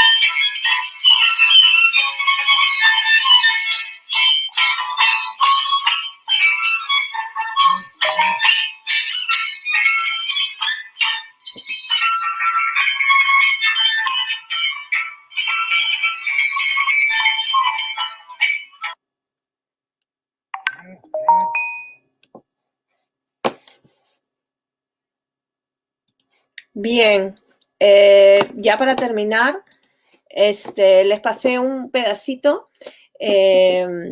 Muchas gracias por haber visto esta poquito de película, está en YouTube, se llama Danzante de Tijeras, desde 1972. Y únicamente quería mencionar que lo que hemos visto es es parte del acervo del cine peruano, y por otro lado, solamente mencionar un aspecto de la película que tiene que ver más allá del tema, más allá de las imágenes que estamos viendo, que es una danza de tijeras en Puquio. La cámara en esta película es una cámara, no hemos visto ni un solo corte. El sonido es el sonido de la música, es el sonido sincrónico que está pasando allí, y la cámara constantemente acompaña el movimiento, pero sin repetir el movimiento de los danzantes. Entonces esto crea una tensión entre el movimiento de los danzantes, el ritmo de la música y el movimiento de la cámara, lo cual permite que ingresemos en este espacio ritual. Y cuando les dije que el texto es fundamental, en el texto inicial, que si bien, disculpen, es un texto restaurado, habla de este ritual prehispánico que es fundamental y que la película trata de ingresar en este tiempo mítico, y para eso usa el lenguaje, y ha usado el lenguaje de dejarse llevar por el propio tiempo de la danza. Entonces, para que la terminen de ver, las pueden ver en YouTube, dura 10 minutos, y obviamente después se podría, claro que sí, hablar de los danzantes de tijera, y hace una relación inmediata, diría yo, para muchos de los profesores, para muchos de nosotros, con la agonía de Razuñiti y de José María Arguedas. Y bueno, nada más. Muchas gracias. Gracias a todos y a todas. Gracias, Lore. Bueno, la última pregunta. Bueno, están todas bastante conectadas, ¿no? Espero no ser reiterativa, pero creo que si hablamos de alfabetizar, lo primero es, e insisto, es reconocer la importancia de identificar aquellos elementos y características de una imagen que actúan juntos para construir y transmitir sentidos y significados, ¿no? Ese sería como un reto también para alfabetizar, ¿no? Entonces, de hecho, la alfabetización visual, si se quiere, a la que aludo, no pasa necesariamente por decodificar una imagen, sino más bien pasa por, o busca que el lector, que la persona que está frente a esta imagen, entre en relación con ella para empoderarse, ¿no? Y desentrañar discursos e ideas que transmite. Y bueno, ampliar sus repertorios también sobre el mundo, ¿no? Y en ese sentido, desarrollar capacidades para identificar qué está siendo representado y cómo está siendo representado, para poder introducir la lectura visual en la vida diaria, pero de manera más orgánica, ¿no? No creando situaciones o trayendo al aula imágenes para forzar una lectura en la realidad que sea artificiosa, sino para desarrollar las capacidades, dotando de herramientas analíticas y sociales, para que este individuo que se está formando como ciudadano tenga esas capacidades bien desarrolladas para poder llevar esa lectura y esa lectura crítica que puede desarrollar dentro del aula a la vida diaria, ¿no? Entonces, quería mostrarles muy brevemente, prometo que seré muy breve, dos imágenes. Una de ellas quizá la conozcan más. Voy a compartir de una vez la pantalla. Una de ellas es la Proclamación de la Independencia, de Juan Lepiane. Y la otra es el mural. Ahí, voy a compartir. Ya. Y la otra es el mural y el peruqué de Josué Sánchez, que está en Casa de la Literatura. Una particularidad que comparten ambas obras, ambas piezas, ambas imágenes, es que nos hablan de la identidad, pero bueno, ya invito a cada uno de ustedes a ver de qué manera nos habla de la identidad, ¿no? Si se describe cada una de estas imágenes, ¿no? Tomando en cuenta algunos de los aspectos que hemos ido yo y todos compartiendo, si se conversa sobre ellas en contextos de mediación o en grupo, entre pares, se pueden empezar a desentrañar estas ideas y conceptos, ¿no? Yo voy a compartir solo algunas iniciales, ¿no? Vamos a ver primero la de Delle Piani. En el caso de la pintura de Delle Piani, digamos que vemos, sí, una escena en el balcón, hay muchas, digamos, muchas cosas explícitas, ¿no? Que lo que decía en las secciones anteriores, cosas visiblemente concretas, ¿no? No se nos dice explícitamente cómo vivir y cómo sentir la independencia, la república o nuestra propia identidad, pero sí hay una serie de elementos en la pintura que lo sugieren, ¿no? Entonces no son explícitos, están connotados, ¿no? Y esta pintura está llena de pistas para ello, ¿no? A partir de elementos o aspectos o personajes que se privilegian, ¿no? De cosas que predominan en la imagen. Por ejemplo, ¿no? Algunas de las cosas que pueden llamar rápidamente la atención es el predominio militar, masculino y blanco, criollo, ¿no?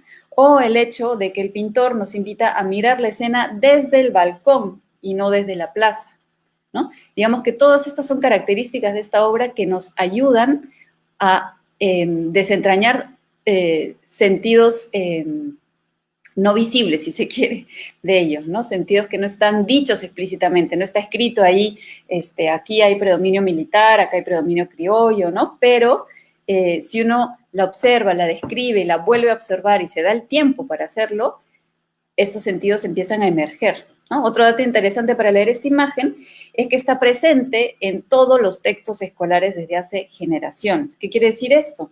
Que hay un interés oficial de que esta imagen eduque nuestra mirada y nuestro sentir nacional, ¿no? No es, digamos, no es gratuito que desde hace generaciones esta imagen, esta pintura, esté impresa en millones de textos escolares, ¿no? Originalmente la pintura original está en el Museo de Antropología, pero está impresa en muchos textos escolares. La otra es el mural de Sánchez, ¿no?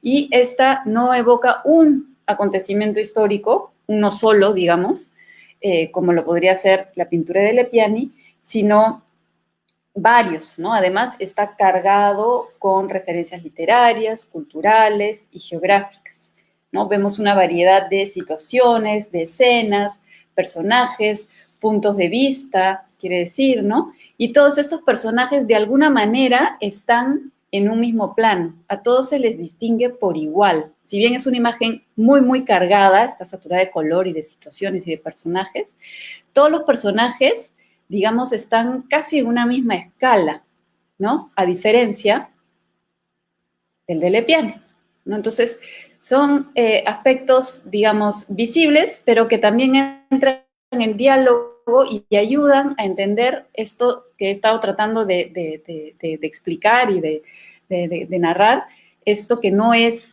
estos discursos y estas ideas que se transmiten a través de las imágenes, ¿no?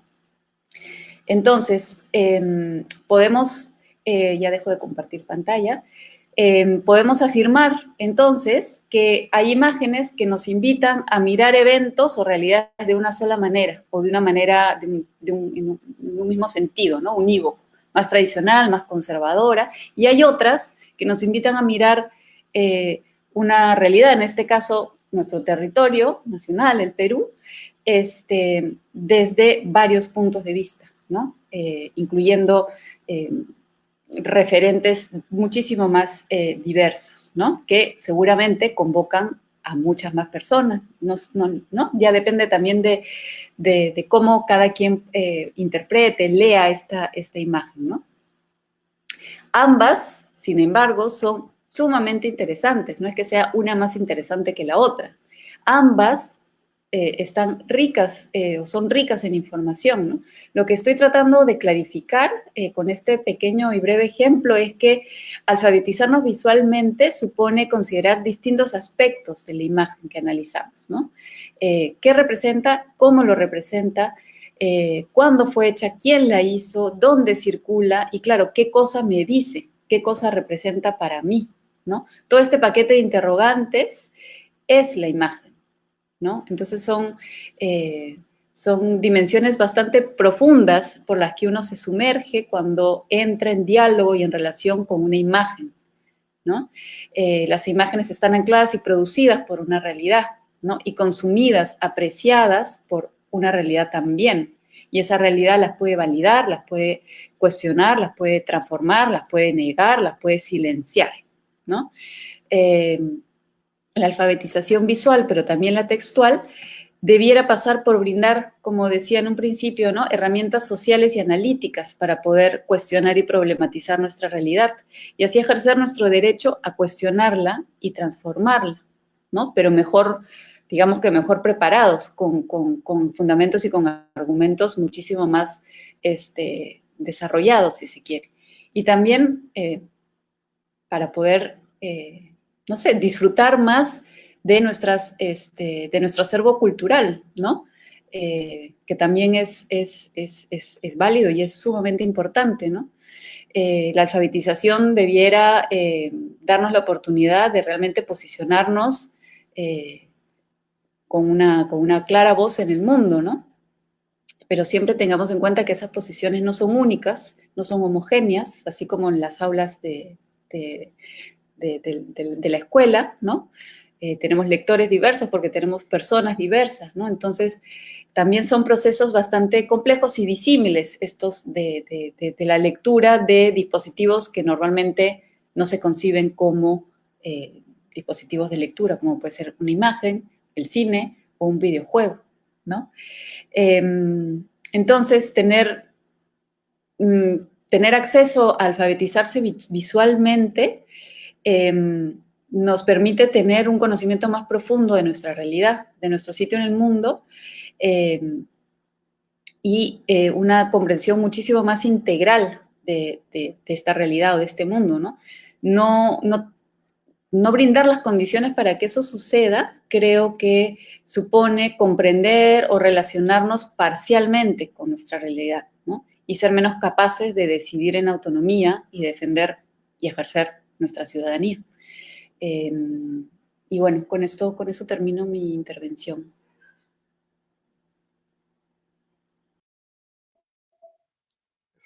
Gracias, Vero. A ver, la pregunta de que si hablamos en términos de alfabetización en estos formatos, ¿qué abordaje se necesitaría o se sugiere? Me da la oportunidad un poco de hablar de lo que, y compartir en lo que he estado trabajando en estos últimos meses. Bueno, les cuento, y yo he estado trabajando para la plataforma de educación de Intercorp, trabajando en un proyecto educativo para niños de poblaciones rurales que consiste en hacer un producto digital, un juego, para mejorar las capacidades de comprensión de lectura, ¿no? Y esto, llegamos a este producto basándonos en investigación previa que arrojó este insight, que es necesario, que los padres necesitan un refuerzo para la educación de sus hijos, ¿no? Entonces quería compartir algunas cosas. Antes de empezar el desarrollo de este juego, nos fuimos de trabajo de campo, ¿no? Fuimos a todo lo que hace el corredor de Olmos. Este proyecto originalmente era pensado para poblaciones rurales, así que nos fuimos a trabajar con con ciudades intermedias en el corredor de Olmos, entre Lambayeque y Olmos, ¿no? Y aprendimos un montón. Aprendimos que la mayoría de gente en esa región trabajaba en agroexportadoras y ganaba sueldos tan bajos como 30 soles al día, y que hay deficiencias en la salud y la educación que eran cubiertos por medios informales, y que las notas eran un punto doloroso para los padres, ¿no? Los padres tenían que trabajar todo el día y, a pesar de que ganaban muy poco, invertían en la educación del reforzamiento escolar para sus niños todo el año, ¿no? Pero no obstante, son comunidades que son hiperconectadas y que un smartphone nuevo puede costar hasta 180, desde 180 soles y un plan internet ilimitado de 29 soles. Y todo el mundo tiene celulares que son utilizados como punto Wi-Fi. Y los juegos están por todos lados. Hay redes de internet que se usan exclusivamente para videojuegos y los niños juegan juegos móviles tanto en celulares como en computadoras, o sea, adaptan juegos móviles a computadora. Y nosotros realizamos algunos experimentos en Jayanca, en Motupe y Tucumán, ¿no? Y ah, recogimos a los aliados dentro de la comunidad. Entonces, habiendo hecho ese preámbulo sobre el trabajo de campo, quería presentarles un poco a Escuela Cadabra. ¿Qué es la necesidad que encontramos? La necesidad que encontramos es que los padres rurales necesitaban un complemento seguro, divertido y barato para los cursos de comunicación y matemática. Y la posible solución que nosotros planteamos era un videojuego móvil que refuerce las habilidades de comprensión lectora para niños de edad escolar. ¿Qué sucedió? Sucedió el COVID, como en todos lados. Y esto, en lugar de derrumbarnos, amplió bastante el alcance del proyecto que estábamos haciendo. Ya no eran solamente las comunidades rurales, sino los padres de todos los países de habla hispana necesitaban un complemento seguro, divertido y barato para complementar la educación a distancia. Y era la misma solución, un videojuego móvil que refuerce las habilidades de comprensión lectora para niños en edad escolar. ¿Por qué la comprensión lectora? Porque según las pruebas de la ESE, las notas de su comprensión lectora acá en el Perú son extremadamente bajas. Y a pesar de que un niño necesita dominar la comprensión lectora en orden de inclusive aprender ciencias, ¿no? No puede ser un problema de razonamiento matemático si no sabe cómo leer bien un texto, ¿no? Y podemos hablar lo mismo con interpretar una imagen, ¿no? La comprensión lectora es una habilidad que aborda todos estos aspectos. Entonces, es así como nació Escuela Cadabra. Escuela Cadabra fue codiseñado con los niños de Tucumé, Motupe y Jayanca. Con ellos probamos la historia, ellos dieron feedback bastante importante y nos dieron sus ideas para construir la historia y la narrativa del mundo que creamos. La Escuela Cadabra, digamos que imagínate que es Harry Potter cruzado con Mario Bros. Es un juego de 6 horas de gameplay, tiene 6 horas de contenido, tiene 3 mundos, tiene 63 retos, tiene 3 tipos de minijuegos, ahora son 4, de hecho, tiene 13 animales guía que le dicen a los niños los significados de las palabras y tiene un progreso de reporte. ¿Cuál es la proposición de valor de Escuela Cadabra? Primero es tiempo de pantalla para los niños libre de culpa, eso es para los padres, y los niños tienen un videojuego que es recompensante, divertido y retador. Entonces, déjame enseñaros un pequeño video de Escuela Cadabra.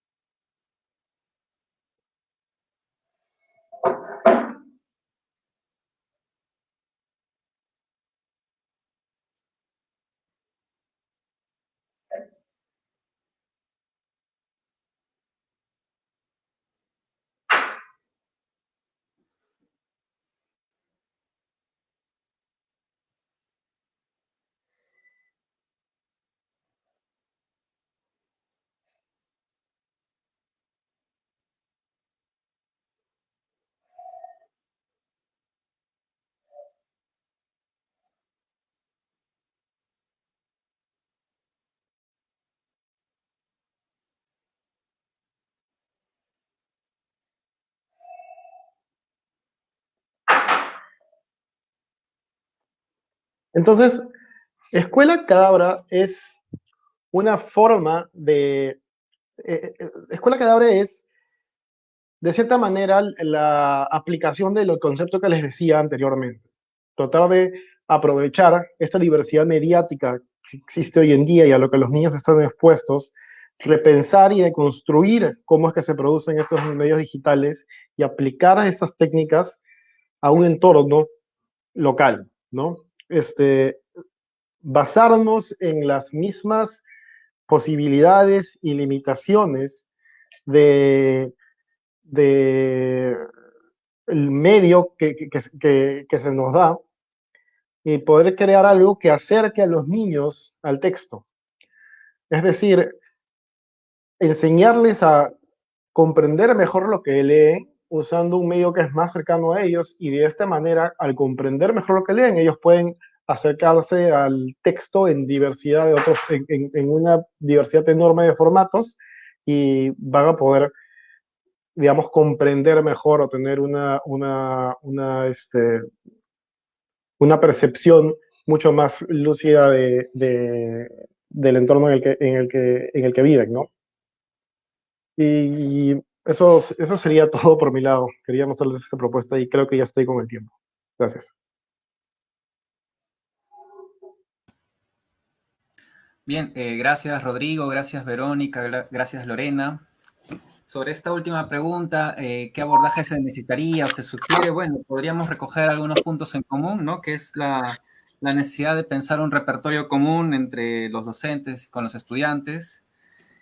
También la importancia de identificar esos elementos y aspectos que actúan dentro de las obras para justamente producir sentido, de manera que podamos dar cuenta que no solo hay un sentido unívoco, sino diversos, que dependen de los puntos de vista.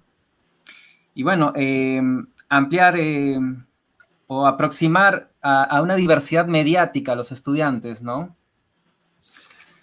Ahora nos corresponden las preguntas del público, pero el tiempo es muy reducido, así que solo vamos a escoger unas preguntas y van a ser dirigidas cada una a uno de nuestros invitados.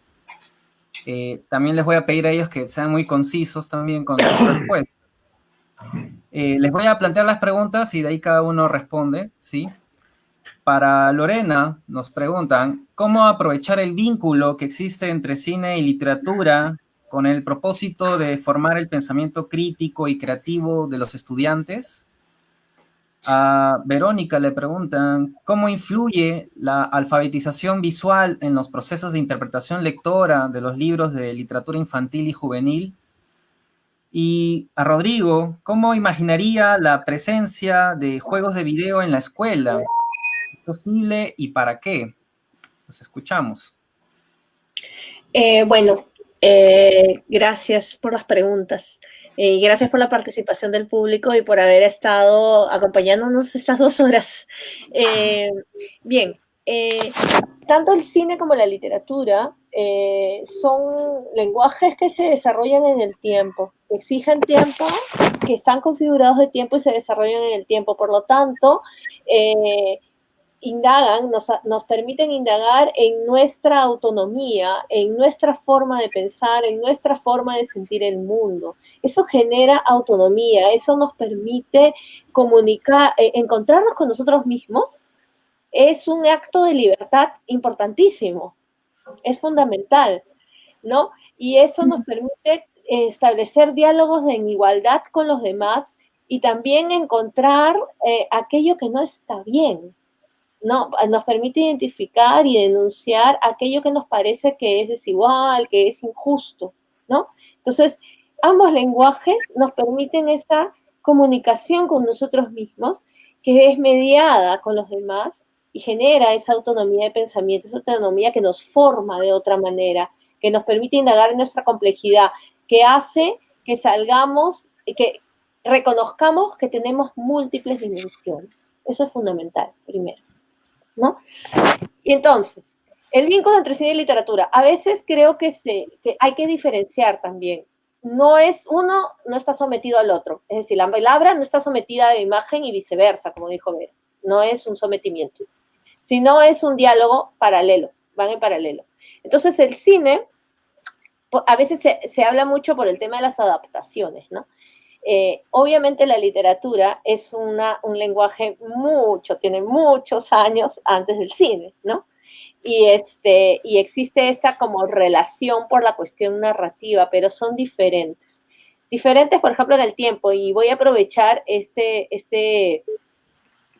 para responder la parte de pensamiento creativo y crítico, este pequeño fragmento que mostré de Danzante de Tijeras, que lo podemos inmediatamente hacer el nexo con la agonía de Rasuñiti de José María Arguedas, ¿no? Sin embargo, lo que vemos en la agonía de Rasuñiti usa la palabra literaria para contarnos el tránsito de este hombre, ¿no? Y acá lo que podríamos decir en la película es que agarra el tiempo, agarra como si estuviéramos en la obra literaria, en la película agarra un pedacito de ese tiempo y lo transforma en una película de 10 minutos, que es el acompañar el momento en que los danzantes están ofreciendo su danza a los apus, ¿no? Al guamaní. Entonces, son y además el cine, el lenguaje del cine, tanto del sonido como de la imagen, nos permite extraer y trabajar el tiempo de una manera distinta. Entonces son como lenguajes paralelos, que se complementan, que dialogan entre sí, pero uno no está sometido al otro. Y ambos sí, y yo siento que sí tienen que ser complementarios, o sea que sí tienen que dialogar en igualdad de condiciones, porque ambos permiten que podamos profundizar en nosotros mismos, ¿no? Son actividades que nos permiten, por el tiempo que duran, ¿no? Por el espacio que te presenta, por la complejidad que tienen, nos permiten profundizar en nosotros mismos. Entonces, en ambos, yo diría que son ambos oportunidades ineludibles, riquísimas, fascinantes en la escuela. Y me pongo a pensar, así para terminar, en una literatura oral y en un cine hecho ahora con el celular, con todos los medios que tenemos, desde la cosmovisión amazónica, desde las otras cosmovisiones. ¿Se imaginan? Cómo entender una imagen, por ejemplo, cómo entender la imagen de un dueño de una planta, cómo la puede entender un chico de la Amazonía, cómo puede crear en imagen al espíritu de una planta. Eso es fascinante, ¿no?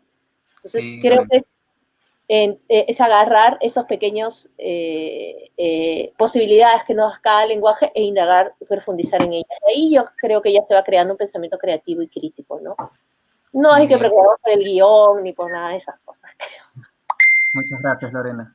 Ni por las técnicas tampoco. Continuamos con Verónica. Le he Ujú. preguntado cómo influye la alfabetización visual en los procesos de interpretación lectora de los libros de literatura infantil y juvenil. Ujú. Bueno, creo que es una pregunta bien interesante porque ya supone y propone una correspondencia, ¿no?, entre la lectura textual y la lectura visual. Eh, Pienso que, o sea, de manera concreta, ¿no? Pienso quizá en ejemplos o en situaciones en las que la lectura visual puede contribuir o puede interactuar en el aula con la lectura de libros, haciendo, por ejemplo, itinerarios, ¿no? Tomar una batería de imágenes que sean los puntos de partida y luego leer el libro. También en otros casos se pueden usar las imágenes como parte de las actividades de mediación, ¿no? En el caso, por ejemplo, de libros ilustrados, que hay muchos libros ilustrados en literatura infantil y juvenil, es tomar las imágenes e ilustraciones como parte de la narración, ¿no? Esto que he estado diciendo mucho, que no sean aspectos decorativos o anexos, o sin significado, ¿no? Claro. En el texto, ¿no? Sino como una sola unidad con sentido, ¿no? Creo que de esa manera. Y hay claves que sí, o sea, la lectura visual tiene sus propias claves, digamos, específicas, pero comparte bastantes con con las textuales también, ¿no? Es qué te gusta, qué no te gusta, qué te impresiona, qué te sugiere esta imagen o este texto, esta frase. Entonces, ahí hay como modos de ir trenzando el texto con la imagen para construir un sentido en simultáneo, en el caso de un libro ilustrado, un libro álbum, ¿no? En nosotros las imágenes pueden siempre entrar antes, después, durante la lectura para, o sea, no necesariamente para completar, sino para profundizar sentidos y para detonar la construcción de sentidos, ¿no? Sí. Muy bien, Vero, muchas gracias. Y bueno, para Rodrigo, ¿cómo imaginaría la presencia de juegos de video en la escuela? ¿Es posible y para qué? Voy a empezar por la segunda pregunta. Sí, creo que es posible. Y tenemos que entrar en cuenta de que a partir de marzo de este año, la escuela como la conocemos, como la hemos conocido hasta ahora, va a cambiar ineludiblemente, ¿no? Los niños no están yendo a clases, y hasta que hay una vacuna, lo que se cree, al menos por expertos en educación, es de que quizás en el mejor de los casos tendremos un modelo híbrido, donde los niños vayan a clases no tan seguido o y haya un aforo limitado. Entonces, la educación escolar va a cambiar totalmente a partir de ahora, ¿no? Y también buenas nuevas prácticas de la educación a distancia, de la educación online y la educación asíncrona van a ser recogidas inclusive cuando regrese, hablando ya de un futuro a más largo plazo, cuando ya haya una vacuna y se pueda regresar a las aulas de manera más común, ¿no? En ese sentido, yo creo que sí, los videojuegos y propuestas que estén hechas para la educación, o sea, videojuegos y medios interactivos que estén hechos con algún valor educativo y estén diseñados para esto, sí tienen un lugar dentro de las aulas. Sin embargo, eso también debería estar, no debe usarse libremente, o sea, no significa que mañana vamos a decirle que los niños jueguen The Legend of Zelda de tal hora a tal hora como tarea escolar, aunque sería bueno. Pero lo que significa es de que si es que los juegos están apoyados de investigación que demuestra de que estos juegos realmente tienen un valor educativo y que mueven la aguja en indicadores, en indicadores educativos, es decir, por ejemplo, Escuela Cadabra, nosotros queremos mover la aguja en habilidades habilidades que mejoran la comprensión de lectura, ¿no? O sea, inferencias, decodificación, aumento de vocabulario. Si es que hay juegos de matemática o juegos de biología que se demuestra que mueven esos indicadores, absolutamente pueden ser incluidos dentro de este repensamiento de cómo debe ser vista la escuela, ¿no?